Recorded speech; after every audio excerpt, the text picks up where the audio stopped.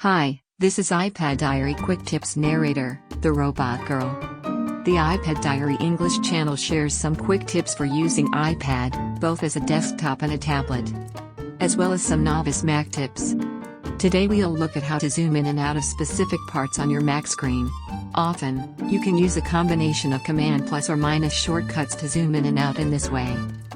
You can also use the Control key on Windows, instead of the Command key.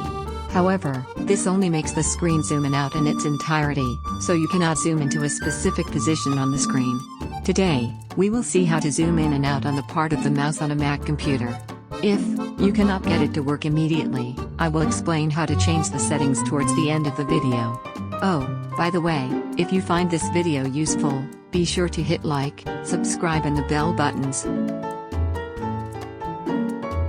First, bring the mouse to the area you want to zoom into. Then, press the Control key and scroll the mouse up and down. On the Mac, it uses a natural scrolling direction, so if you are used to Windows' way of scrolling, the scrolling direction might be different. You can figure it out in no time, although getting used to it might take some time.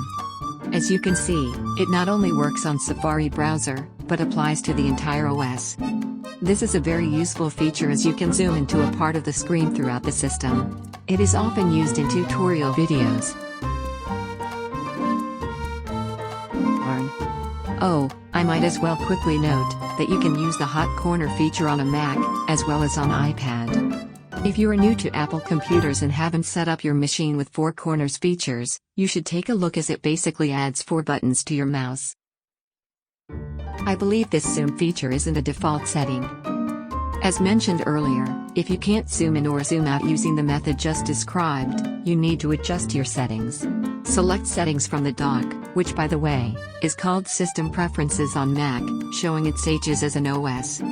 I just can't seem to refrain from taking these jabs at Mac, as an iPad aficionado. When the window pops up, you can either search the word zoom or click accessibility.